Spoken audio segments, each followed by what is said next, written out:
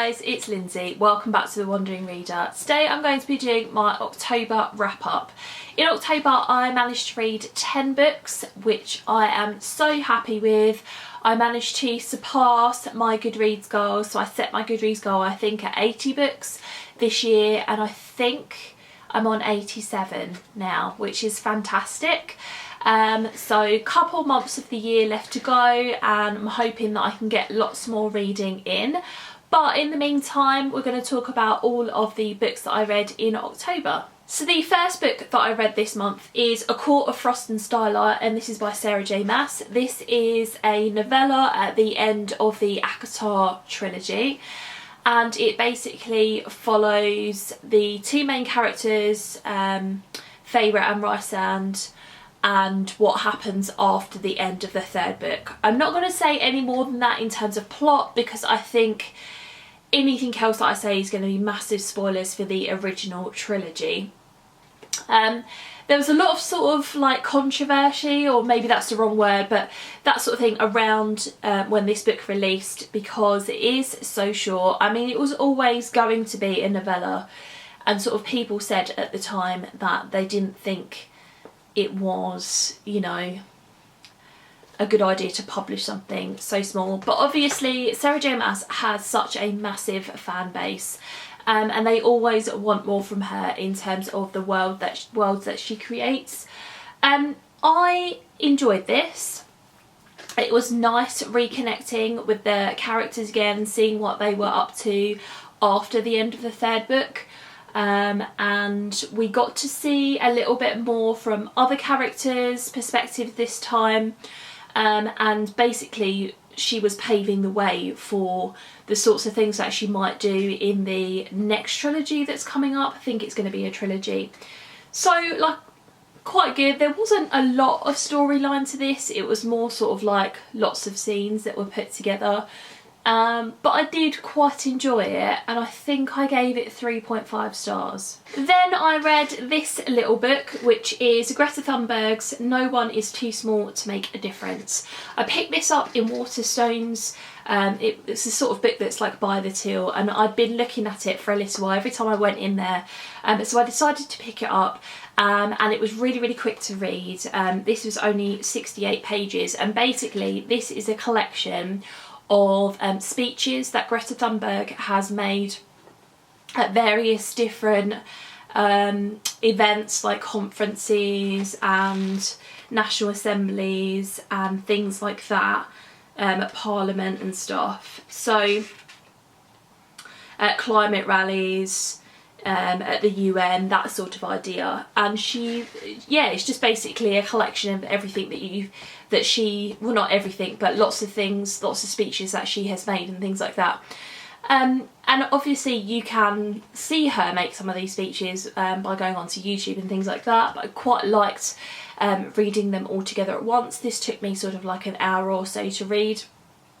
And it was nice being able to read them all together, because it really rammed home her message about, you know, the impact that we're having on the environment, and the fact that governments aren't doing enough to change that impact. And we're sort of coming towards this particular moment in the world's history where we're not going to be able to turn back from the damage that we've done to the earth, you know. And she is really passionate about, you know, we need to be doing something now rather than leaving it.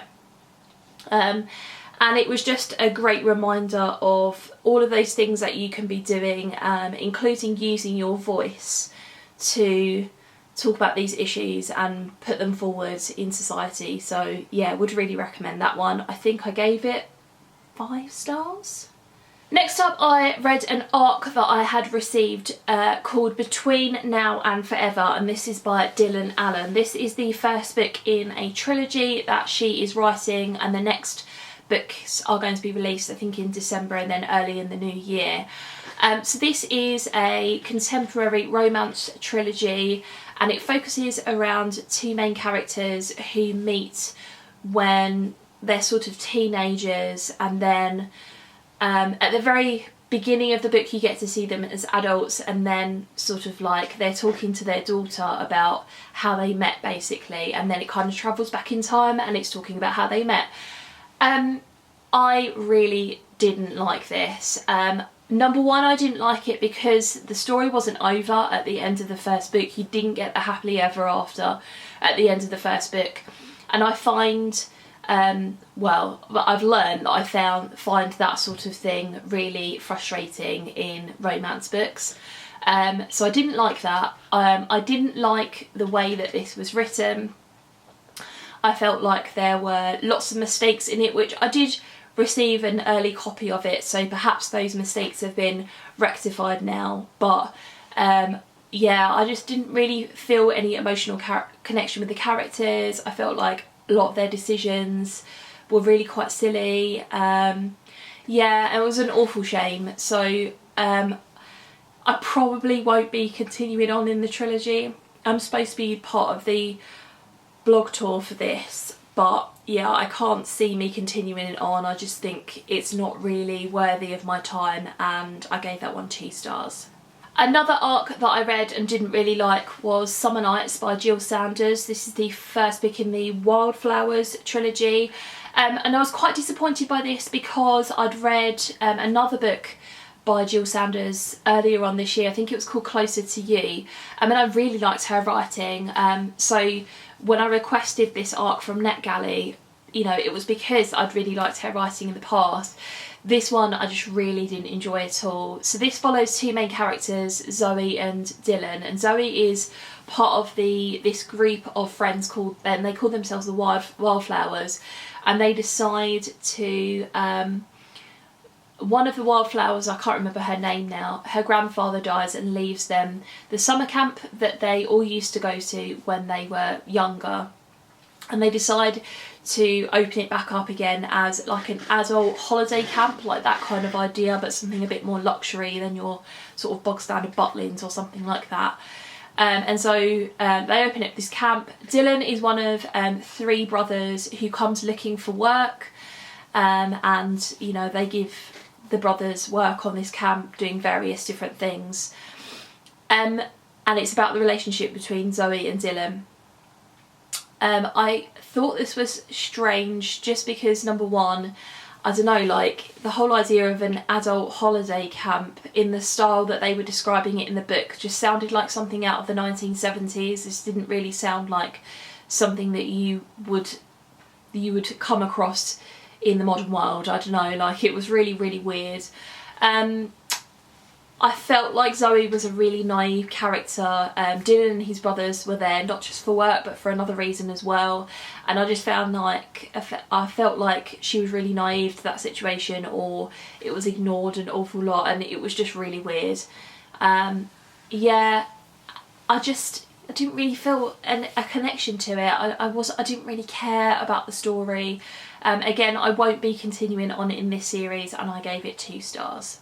Next up, I did a buddy read with Krista from Books and Jams of The Couple Next Door by Shari Lapina. This is another arc that I'd had on my Kindle, and I'd had it on my Kindle for quite some time, at least a couple of years. And this is basically sort of like a domestic thriller that focuses around a couple who are having dinner at the neighbour's house next door, and they have left their baby to on its own because they were supposed to have a babysitter, and then the babysitter cancelled at the last minute, and so they decide that they're going to leave the baby at home on its own with the baby monitor in the room, and obviously the other baby monitor with them, and then they're going to go and check on it every half an hour.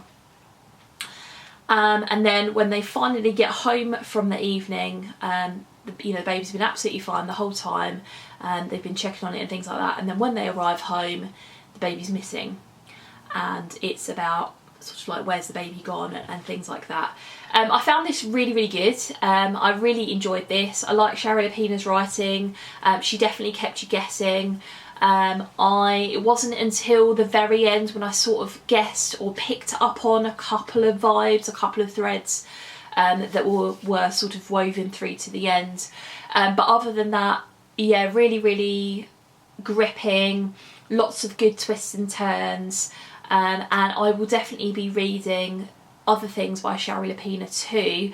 I'm not going to say much more than that because obviously it's a thriller, and you need to go into thrillers as blind as possible to enjoy them, but really liked this one and I gave it 4 stars. Next up, I read my first Kennedy Ryan book, and this book was called Flow, and it was the prequel or book 0.5 in the Grip series that she's written.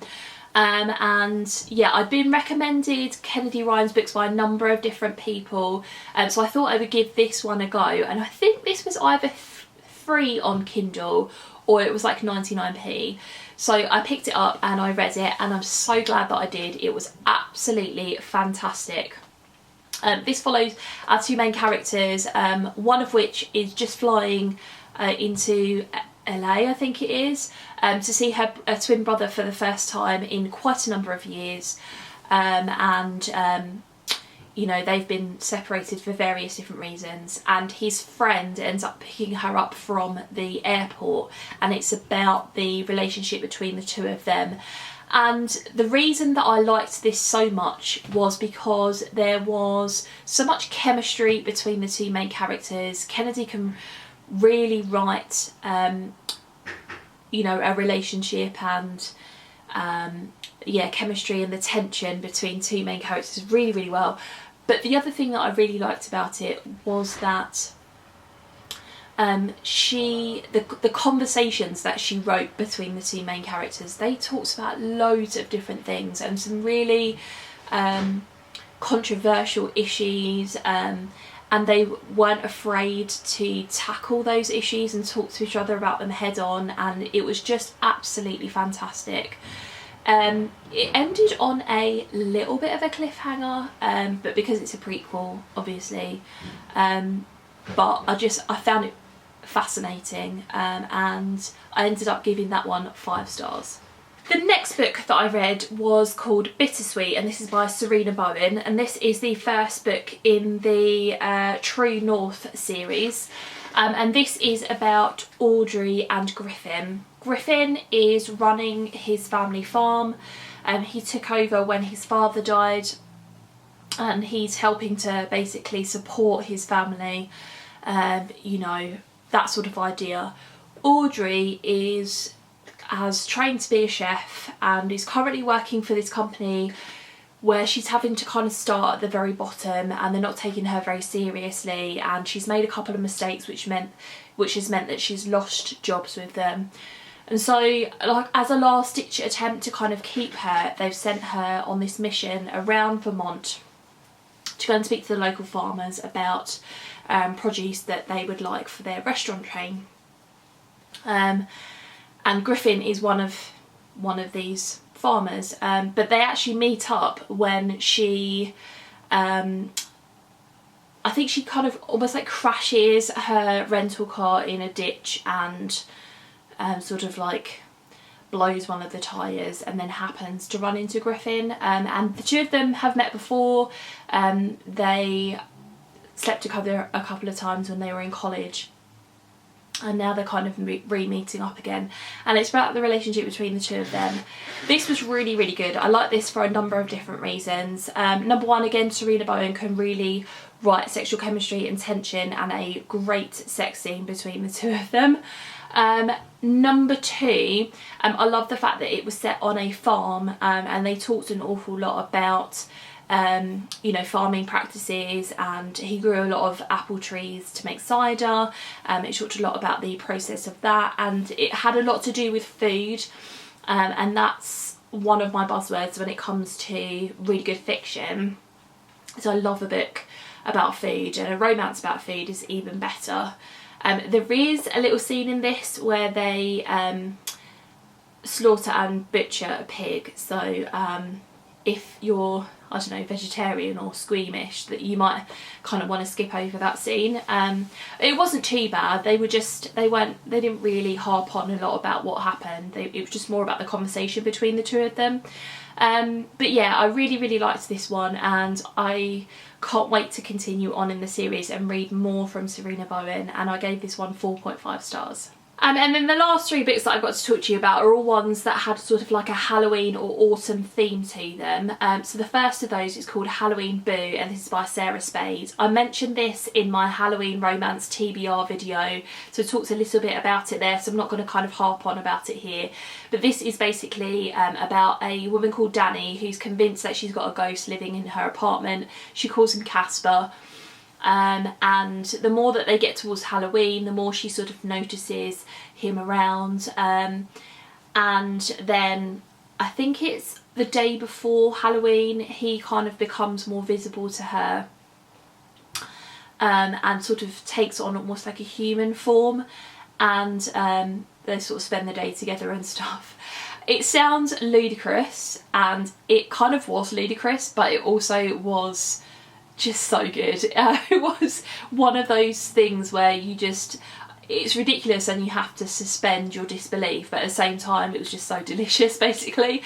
So yeah, I really loved this one. Loads of fun. It's really short as well, sort of like novella length, and I ended up giving this one 4 stars. And then the second sort of one around that theme was called Pumpkin and Spice, and this is by Abby Knox. This is book number 1 in the Windy City holiday duet. They're books that are set in Chicago. And Max, she's our female lead. She's coming back from, I can't remember where she lives now, maybe it's LA or sort of San Diego or something like that, to spend sort of Thanksgiving with her family. And she bumps into Stoner or Talbot, who she was sort of like a little bit friendly with in high school. He had a massive crush on her, didn't ever think that she would reciprocate his feelings, sort of thing.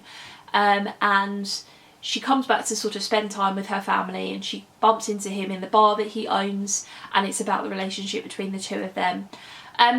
I thought this was good. I appreciated the sexual chemistry between the 2 of them. I liked reading about their relationship and about sort of like them out and about in Chicago.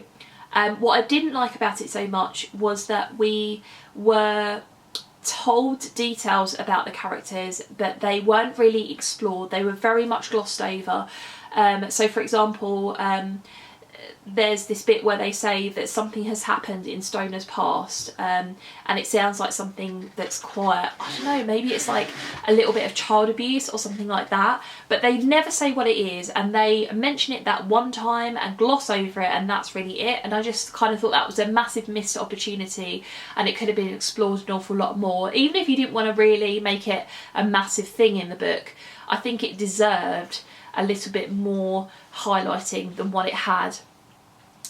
And then towards the end of it, kind of when they'd really got together, and we got these scenes at the end of the book, these sort of they were almost like bonus scenes where you saw the couple when they were older and they had like a brood of kids and things like that, and I didn't know whether that was necessary, to be honest.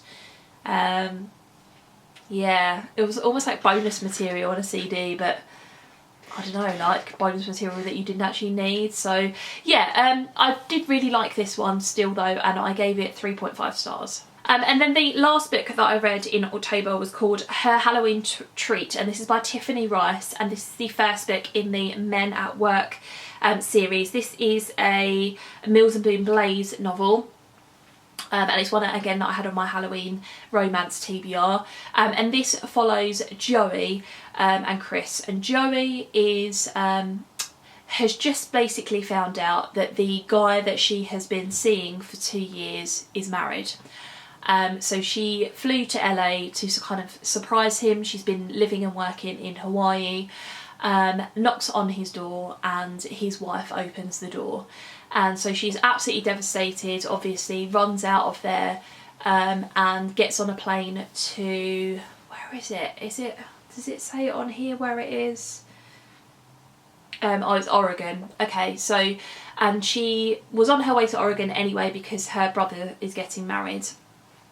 And so she's going to go stay at this cabin that her parents owned when she was younger, and she's not expecting an awful lot from it. So she's on the phone to her friend and she walks through the door and everything has changed, it's been completely done up and things like that. And then she hears this voice at the top of the stairs saying, oh, you know, welcome home sort of thing, I'll be down shortly, I'm just fixing the ceiling light in the bedroom. And you know, oh my god, who is this sort of thing? And it turns out to be Chris, and Chris is her brother's best friend, who and the three of them used to spend an awful lot of time together when they were younger, especially as her brother came out as gay in high school and had to put up with an awful lot of bullying, and the two of them were almost like bodyguards for him during their senior year, or during his senior year. So spent an awful lot of time together. Chris has always had a crush on Joey. But he looked and acted an awful lot differently when he was younger. And it's about the relationship between the two of them. And this is definitely a Mills and Boon Blaze novel. There was a lot of sex in it, and quite well written. I quite enjoyed it, but what I liked more about it was the fact that it focused on the scenery of Oregon, and the fact that yeah, they were doing up these cabins, and so they were talking about how they were doing up these cabins and things like that. And I really appreciated the gay relationship that was in there with Dylan, her brother, and I think his name was Oscar, his fiance. I don't think I've ever read about a relationship like that in a Mills and Boon novel before, so that I really appreciated that. I will definitely be continuing on in the series, and I gave that one 3.75 stars. So there you go, guys. They are all of the books that I read in the month of October. I'd love to have a chat with you in the comments below. Have you read any of these books? What did you think of them? And what was the best book that you read in October? Thanks very much for watching, and I'll see you in my next video. Bye.